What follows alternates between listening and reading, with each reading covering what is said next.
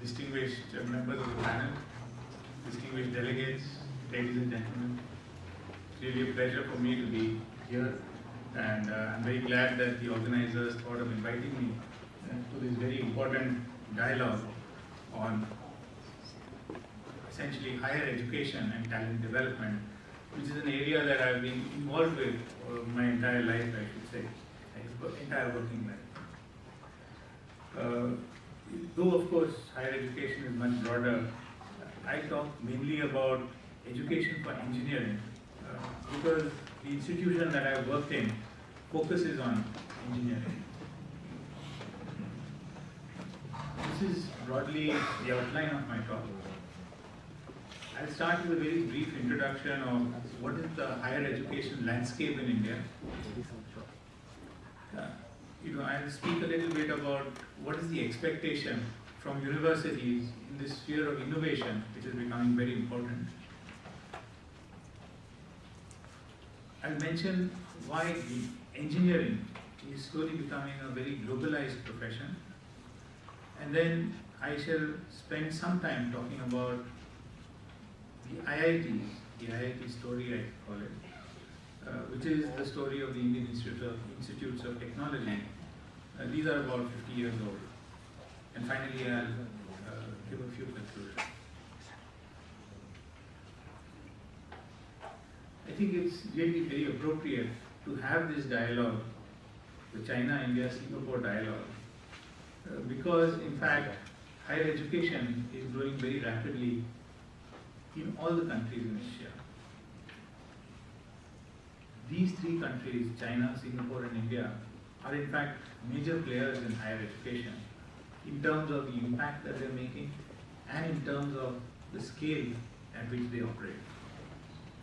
But each of these three nations have adopted somewhat different strategies for the growth in terms of the investments that they've made, in terms of the focus areas, in terms of international linkages. So what I'd like to do is really focus on what is going on in India and how the system has evolved a little bit. So if you look at some numbers for higher education in India, it's a very big system. There's universities, there are affiliated colleges.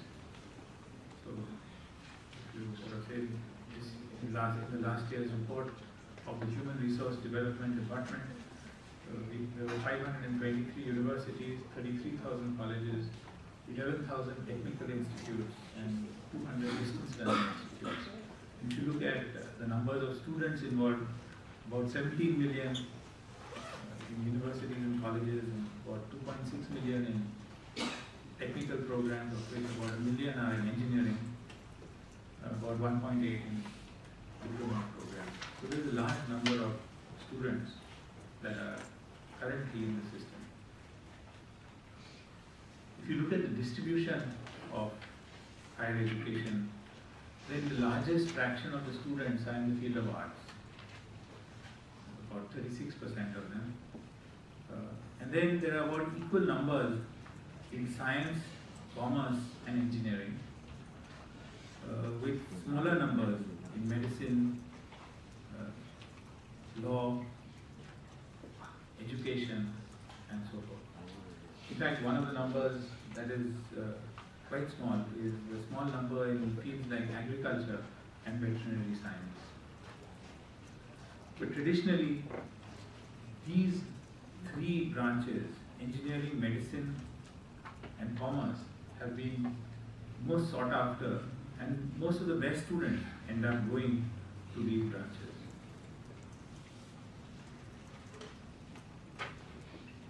The second point that I'd like to make is, though the system is quite vast, a very large fraction of the students who are in the higher education sector are in fact served by the private sector.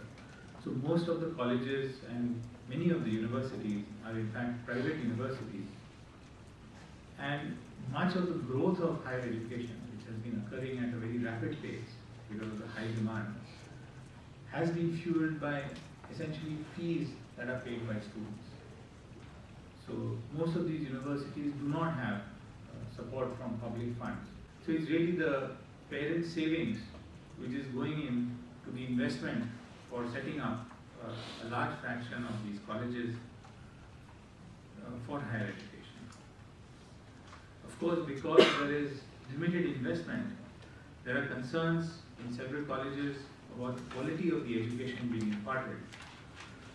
However, there are several institutions in India in which very high quality education is being delivered, and most of these institutes have in common that they are essentially well funded by the federal government, or what we call central government. There is also one thing that is characteristic of our system is that education is sort of fragmented by discipline. So for example, sciences and arts are looked after by the University Grants Commission.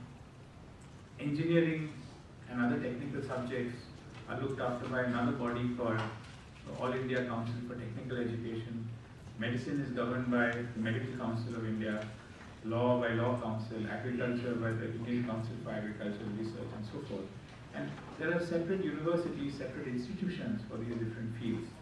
So in fact, there is some sort of disconnect between these different fields of study in the country.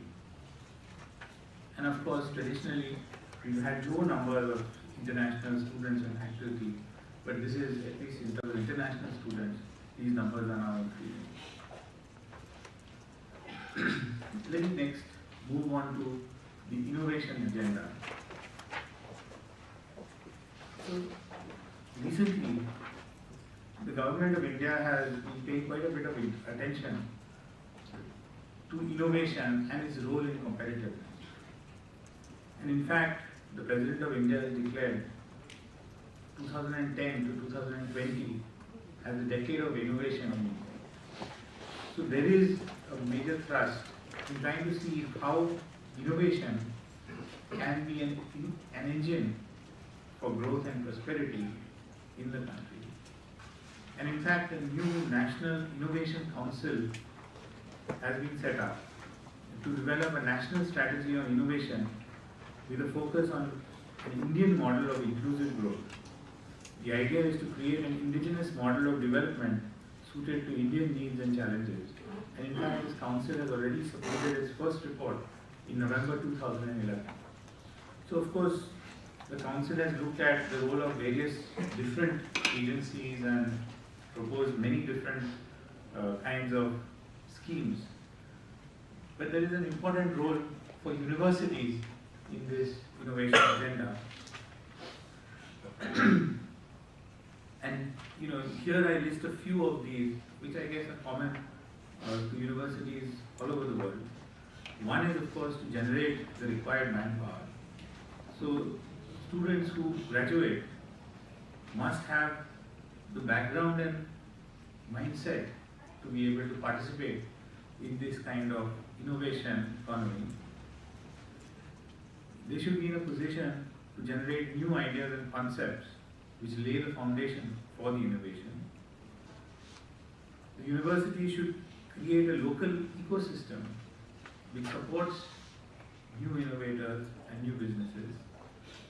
They should be able to incubate and nurture new businesses, and they should be able to essentially have the mechanisms to license technologies which may be generated inside the universities.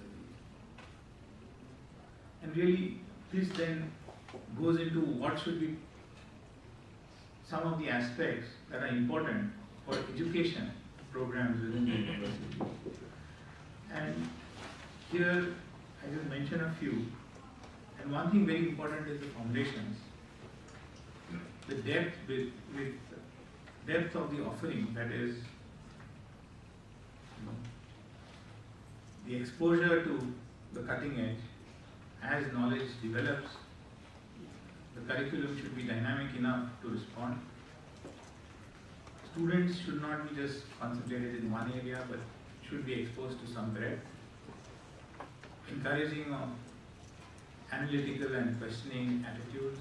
Exposure to research is particularly important for undergraduates. Exposure to design, to entrepreneurship, to business concepts. and of course to have a strong program of extracurricular activities. For research and development, it is important to have strong research groups rather than just individuals working on specific problems. Such groups can address much larger problems which have an interdisciplinary requirement.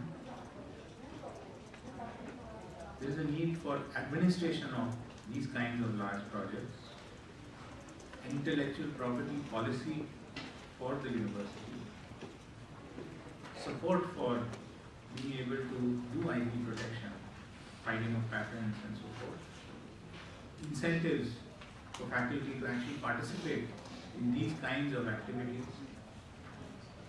support for technology transfer, which includes things like having a good interface with industry and so forth, support for incubation, which includes essentially connection to financial institutions, venture capitalists and so forth, and of course collaboration, because today without collaboration it is often difficult to get critical mass in any particular area.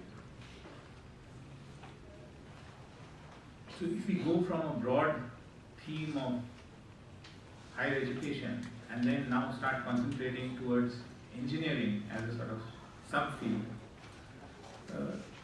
what I'd like to mention is that in fact this particular field is highly mobile, and the engineering profession is becoming more and more globalized. There are very large numbers of engineers who are graduating from many parts of the world, and hence there is an availability of talent. As a result of this, there is considerable mobility of engineers. Students who have been trained in one country may go and work in some other country and so forth. A second big trend is that there is a huge amount of outsourcing of engineering services. So, for example, there may be thousands of engineers working on detailed engineering design, automobiles and so forth in different parts. In fact, these design centers are often set up wherever there is talent. The intellectual property protection is getting stronger, and so now there is a lot of motivation for companies to set up R&D centers in areas where they find talent. So for example, there are now 750 multinational companies which have set up R&D centers in India, not all serving the Indian customers, they are serving global customers. And they are some of the top companies, for example, that I have listed. In fact, Texas Instruments and General Electric, GE, were some of the pioneers in setting up these very large R&D centers in India. And this again came because there was a large number of students, large number of PhD students graduating, and this talent was available to be tapped by these R&D centers. There is now, of course, a lot of technology transfer that also occurs. So technology developed in one country is then used to set up plants or processes in another country. And there is again this migration of engineers to go to support these kinds of technologies. And then, there is also support for export of technology-based products and services as well. So the basic point is that, in fact, unlike many other professions which often have a barrier for movement, for example, lawyers trained in one country find it difficult to practice immediately in another one, engineering is a profession in which people are quite mobile. And so, going a little further, I'd like to talk about one institution or one set of institutions which focus on science and engineering, which is this Indian Institute of Technology. So, I go a little bit into the history and the evolution of it because it's instructive. And really the origins are around the Second World War. When the World War was ending, there was a need felt for high quality engineers in India.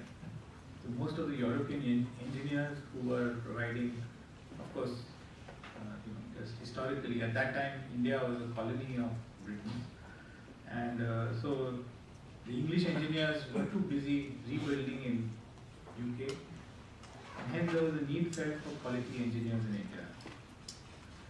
So the Viceroy's Academic Council set up the Sarkar Committee in 1946 to prepare a blueprint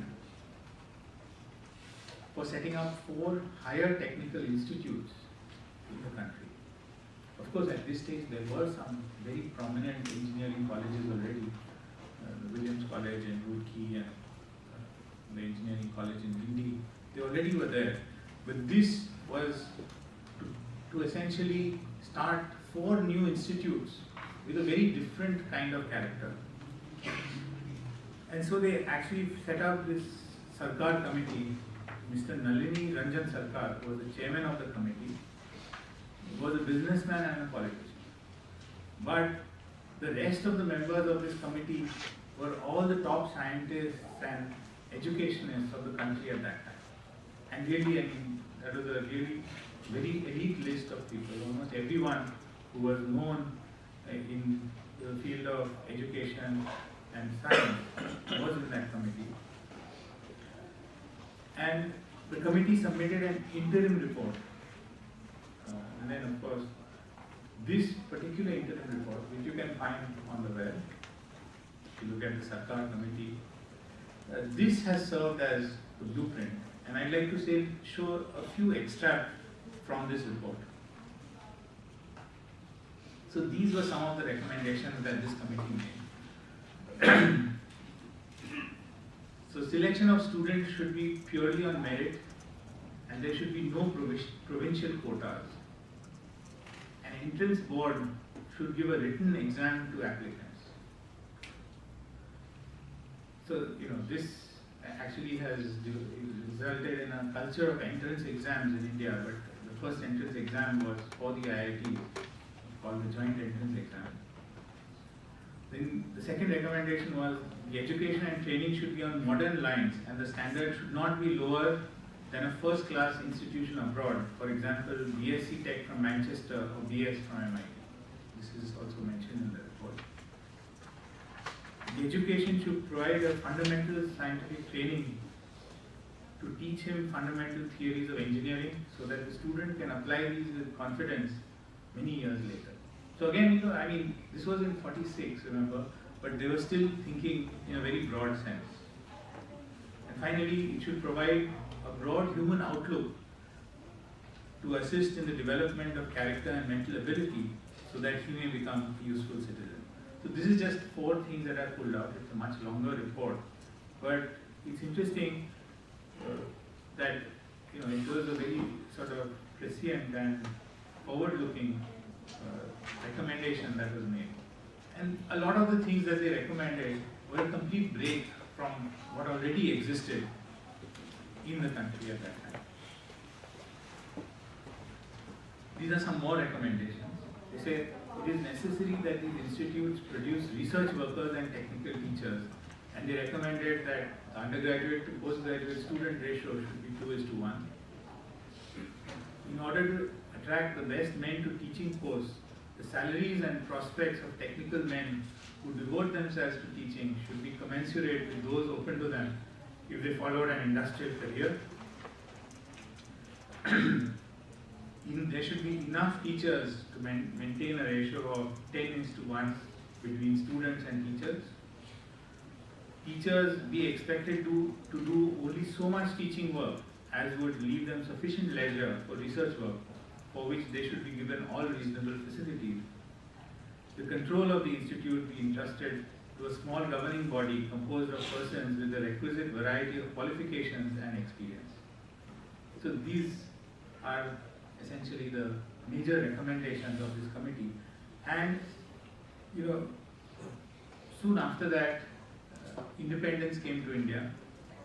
Our first Prime Minister was Mr. Jawaharlal Nehru, and he was really a strong supporter of this idea that we should have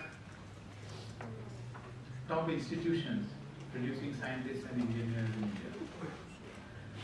And in one of his speeches at the start of one of the IITs, he mentioned that I suppose that among the many things that are being done in India today, the establishments of the great institutes of technical training and knowledge is perhaps the most important. So he gave a lot of support. And the first institute actually started in 1951, entirely based on public funding. But then there was a shortage of funds, so there was a gap of 7 years. And then a series of 4 other institutions were set up. But these were set up with financial and academic support from different countries in the world. In 1961, an act was passed in the parliament which gives a great deal of autonomy to these institutions, and in fact it gives them the power to grant degrees.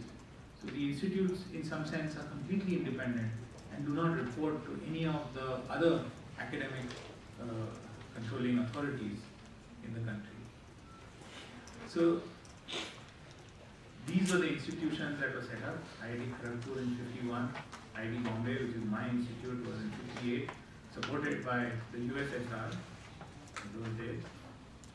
IIT Madras in 59 by Germany, IIT Kanpur by USA, IIT Delhi by UK, and then the newer IITs have been set up again by public funding.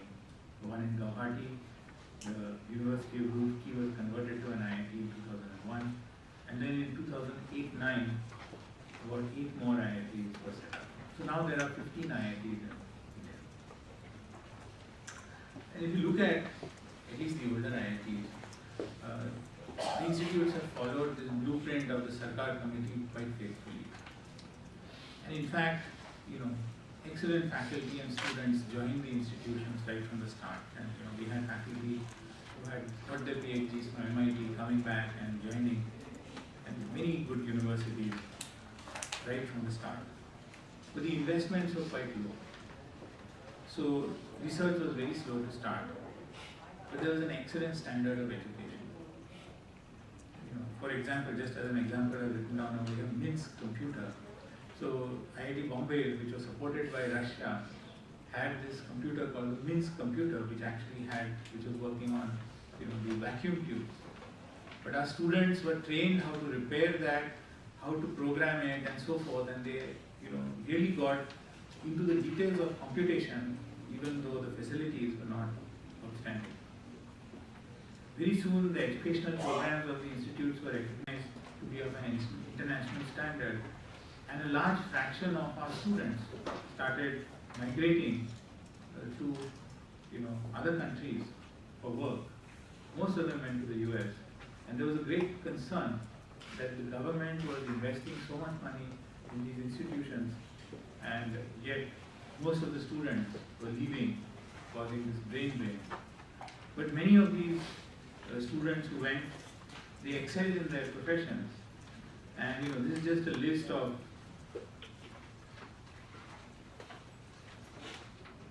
some of the engineers who actually stuck to science and engineering in their careers. There are many, this is just a very tiny list. But for example, Arun Netravali was president of Bell Labs. Shankar Shastri is currently Dean of Engineering at Berkeley. Khosla was Dean of Engineering at CIS, now Chancellor of, I think, San Diego. Arun Majumdar, Subra Suresh is Director of NSF, and so forth. So they did extremely well.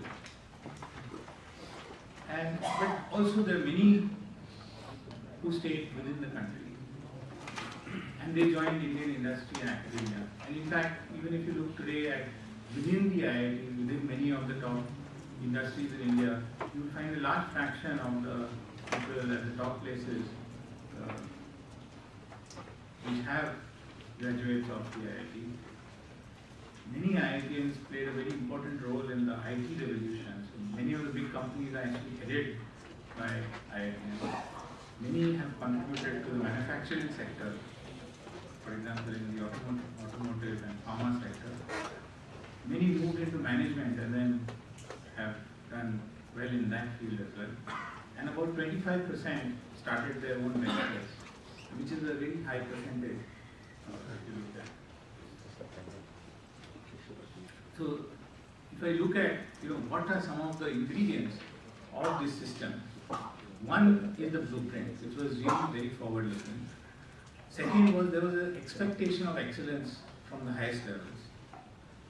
Third was this merit-based admission. It is difficult to break out of this, and the only thing that matters is the entrance exam. Nobody else can get in. The fourth is that all students stay on campus. So there is a subculture that is created. In fact, there's a slang that develops over time, which only these students know. There is a very strong foundation of science courses. So the first 2 years are essentially devoted to science, math, and so forth. But there is also significant content of social science courses. So in fact, one of our students, Nitin Noria, is an undergraduate in chemical engineering. But he told me he took all possible humanities and social sciences courses because that was his interest.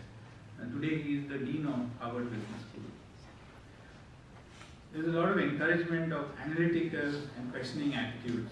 And of course, students, because they have sort of come through on their own abilities, they have this sense of irreverence. So in a classroom, there is a lot of questioning that happens. There is also diversity. Though there are not many international students, the students come from all over India, from small towns and cities and so forth. So there is diversity, and students do have to adjust to people with different backgrounds. And students get to run many things in the campus, from their canteens, elections, representation in the Senate, academic bodies, student activities. And this really gives them a lot of entrepreneurial, managerial leadership training through these types of activities. In fact, many have even gone into politics. I've written down 2 names. One is a cabinet minister, the other is a chief minister of a state. And there are big student activities are very big and are encouraged. I think that some students from NUS will probably go for Mood Indigo, which is a large cultural festival. And also we encourage, other things like we are running language courses in Chinese, Japanese, French, German, and so forth, which finds wide participation by students. Today, the institution has an increasing focus on research and graduate education. For example, at IIT Bombay, over 2,000 of our 8,300 students are PhD students. There is an increasing investment in research facilities. Of course, a lot more needs to be done. There is an increasing rate of publication. There are technology transfers and startups coming out of the institutes. Many international partnerships, internships, exchange programs. And in fact, now the institutions are established enough that many international companies come directly for recruitment to the institutes. So I think that my time is essentially run out, but this just gives some list of some very interesting IIT Bombay startups which have come out of the institute. We have a very strong, we have many international collaborations, but one with Monash University I thought I'd mention in 2 minutes. And that is that together with Monash University in Australia, we have a joint PhD program which is being administered by a non-profit company. And really, this has got about 100 students on the rolls, and it's a very unique program funded by both industry and governments from both countries. And the students work in this new globalized style. They have 2 supervisors in 2 countries. They're communicating over video conference and traveling and so forth. And of course, they have close interaction with the industry sponsors as well. So, in conclusion, what I try to convey is that the Indian higher education system is large, growing, and very diverse. Innovation is becoming a key focus. If you look at engineering, this profession is becoming more and more globalized, and of course this must reflect in the kind of education that is provided. And to to do this and to really be able to make a difference, high quality education is the key. International exposure definitely helps, and collaboration between international universities can simulate this kind of new international environment that exists in the high technology world. So, thank you for your attention.